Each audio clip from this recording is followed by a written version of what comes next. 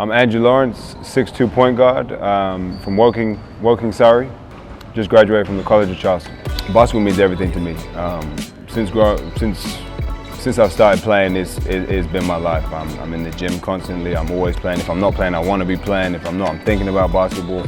It's my ultimate passion. I have so much love for the game.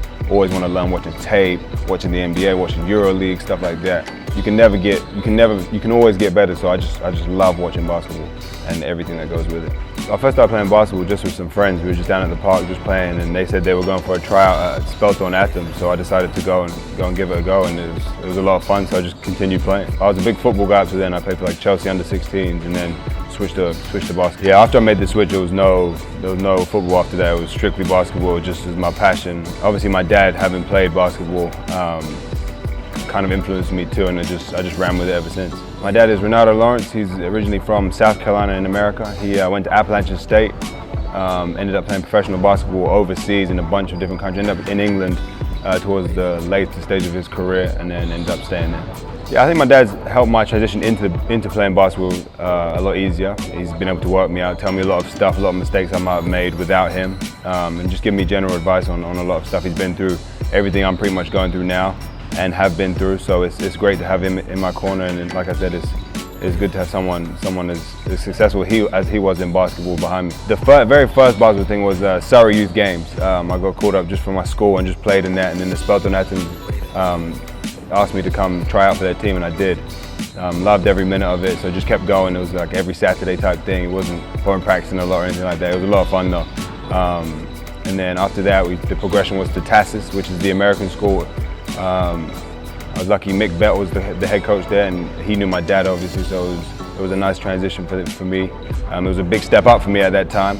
I was coming off the bench. I wasn't one of the better players, so it was fun for me trying to compete with the likes of Cameron Catine, Jack Stannard, people like Josh Bett. So they were really my motivating factors to try and get to that level that they were at. After TASIS, I got called up. I started getting called up into the England under-18s. First of all, I made England under-16s, and I didn't make the cut. I was one of the original guys to get cut from the under-16s England squad, which tore me up really. That hurt not making that team, but I just kept being persistent, kept getting in the gym, kept working. Was fortunate enough to make the under-18s England team, and then got the call up for under-20s. Played 2 years of under-20s, and then got the futures call up, and then more recently, I was lucky enough to get called into the men's camp and was able to make the Eurobasket squad, and then eventually the Olympic squad. I went on the Appalachian State camp. Obviously, my dad being there before, I went there, and there was a guy who was running a prep school, and I didn't have a lot of exposure at the time. Just my first time really in America playing basketball. It was like a week camp, and he said, it was like a 1 week camp, and he said, "Do you want to come for a tryout for this prep school team I'm running?" So I said, sure. Fortunately, he thought I was good enough to make that team. Went out to the prep school in Martinsville, Virginia. It's called the Heat Academy. Played there for a year. Got a lot of interest from a lot of schools, which was really cool. It was a different experience for me being recruited, having your phone ringing all the time, stuff like that. But it was one I enjoyed. And then when it came down to it, I chose College of Charleston just because I felt like it was the best fit for my situation. 4 of the best years of my life, for sure. It was so much fun playing basketball. Almost not getting paid to play basketball, but having everything taken care of for you, whether it comes to academic books, food, everything like that, and just playing basketball at one of the highest levels in America for that age range. It was an unbelievable experience for me. I think it really prepared me for later in life, and I've enjoyed every minute of it. I can't thank Coach Crummins enough for taking me on, for recruiting me to the College of Charleston and stuff of that nature. Overall, the general quickness and athleticism of the game over there it was a lot different to the level I was playing at in England. Being one of the better players in England, it was different going to the States and not really being known as such and having to make my name again, but it's something I like. That challenge. It's fun for me. And then, like I said again, it's just they've been playing for so long. Basketball it's bred since they're 2 years old, and for me it wasn't the case. Even though my dad played, he really didn't force me into playing basketball at all. So it was just a culture shock at first, just how big basketball was, the NBA, college, how everyone from high school, their ultimate goal was to make a college team. It was a great experience for me, and it just opened up my eyes to a new world. Being in England is not that big, basketball's not that big in England, it kind of hurts. Being around a lot of other European guys where basketball is the biggest sport in the country, places like Lithuania and stuff like that, and obviously being in the States where basketball was huge. I really believe that we have the talent in England. It's just tough to see that the funding and everything of that nature and the access to it is just not there. And that really hurts. But every time I go out and play, I know I'm representing Great Britain. So I play as hard as I can, and I do everything possible to make sure that when I leave, people know I'm from Great Britain and know my name. The Olympics was an unbelievable experience. That, other than college, was definitely the best experience of my life. Being in London, there's no words that can describe how honoured I felt being called for, being named for that team, and actually getting to play, which, being the youngest guy on this team and getting to play minutes, it was a great experience for me, great valuable lesson in basketball. I got to play against the world's very best, so I mean, there's nothing that I didn't take from that, and everything I've taken from that has really helped me. I think the older guys have all been great. They've all been friendly, welcomed me with open arms, tried to teach me everything, all the little mistakes that they've made, guide me in the right direction. I couldn't have asked for better teammates, to be honest. From the likes of Rob Archibald, just guiding me through everything, being hard on me at times, but then knowing when to bring me back up. It's just, you can't ask for much more. And people like Lou and Pops are just all around great guys and just always helping me. And then some of the younger guys that came up with me, that had been in the squad before, like Matt Bryant, Justin Robinson, people like that, just always helping me and always looking out for me. I can't say enough about those guys. It went so fast, from starting from getting called up to Spelthorne Atoms to the Olympics. It felt like it was only yesterday. It really does. It was, like I said, a great experience. Playing against the world's best was an eye-opening experience for me. It just showed that, I mean, I can play at that level if I really try, and if I keep getting better, that's the ultimate goal. So it was one I really, like I said, I really enjoyed that experience and loved every minute of it. Well, we had the exhibition against Team USA, which was, again, a great game. It was unbelievable lining up against the 12 best, arguably the 12 best players in the world. It was just an honor to be on the court, but I mean, I accept that challenge. I mean, I want to be at that stage, so I feel like at some point I looked up to those guys, but then once you're playing on the same court as them, you can't give them, you respect them, but only so much, because you still have to play against them. So I feel like I earned my respect in that game, and I mean, I know we got beat, but it was a really fun game. Playing for your country means everything. I don't think there's a bigger honor, to be honest. Whether it's in any sport, football, basketball, if you're playing for your country, that means you're the best in your country. And you've been chosen to represent your country, so you have to do so in the right way. And anytime I get called up, I'll always be willing to play for Great Britain, just because I really do believe it's that big of an honor to play for your country. So yeah, anytime I get called, I'm there.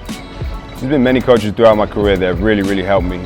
First of all, my father, Ronaldo Lawrence, has always been there for me, always just been willing to help me with stuff. Other than that, my initial coach was Mick Bett from Tassis. He was a huge help. Prior to that, he was the England coach as well, I think for under-18s, and he played for England too. So I really looked up to him. He really helped me and really got me going in basketball, which was, I give a lot of credit to. Most summers I come back and work out with Jimmy Garman. Jimmy Garman's been a big help to me. He's a tough coach, but he really does work, and he really brings out the best in his players through that hard work.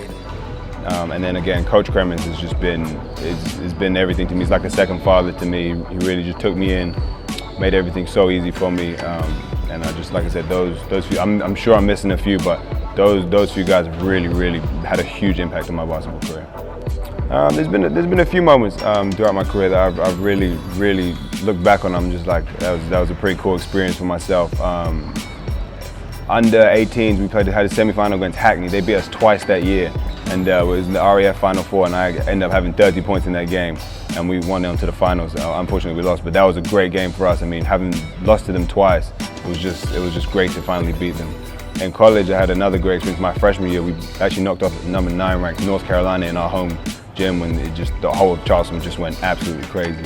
And then again, lining up for Great Britain in the Olympics, with the national anthem going, me singing my heart out, there's no other way to explain. There's no way to explain how honored and just how privileged I was just to be there, and how excited I was just to get ready and just to play. So there are a few of definitely my best moments in basketball. Being here at the Adidas EUROCAMP has been a lot of fun. These past 3 days have been a blast. It's completely different to American college basketball, so I'm just getting used to that transition again. But like I said, it's been tons of fun. Playing against these guys that are all high guys in Europe, or all got big time contracts, and now I'm competing for a job. So it's every day, every time I'm out here, it's just a grind. It's work for me now. So I'm trying to make my name for myself again, which I feel like I've been doing throughout my whole time in basketball. Which again, like I said before, I really enjoy doing. So I love doing that. Really, just get a stable job, whether that's in the States or over here. Just have a steady income, steady job, professional basketball. My ultimate goal is to play professional basketball for as long as I can. So anywhere that they'll take me, anywhere I can play and be productive, and give me a good chance to keep playing on the national team and stuff of that nature, I'm all down for. If you're a competitor and you play a sport, you want to potentially play at the highest level in basketball, which is the NBA. So that's obviously my ultimate goal, is to make the NBA at some point in my career, whether it's this year, whether it's 10 years down the road. That's my ultimate goal. If not, or even if so, I would still love to play at a really high level in Europe, potentially EuroLeague, playing something like that, or just a really high team in Europe. And just, like I said, play professional basketball has been my goal. To get paid to play the sport I love, I don't think there's much more than that that needs to be said. That's all I want to do. My biggest message to any kid that's growing up in England and out of England is to dream big. 10 years ago, there's no way I would ever think I'll be playing basketball in the Olympics for Great Britain. And I did it, and it was a great experience for me, and hopefully I can keep building from there. But no dream is too big. With hard work and talent, you just got to really grind, and just like I do, get in the gym all the time. It's got to be a hobby. It's got to be your love. It's got to be your passion. You just got to put your all into it, and you definitely will reap the benefits. And like I said, no dream is too big.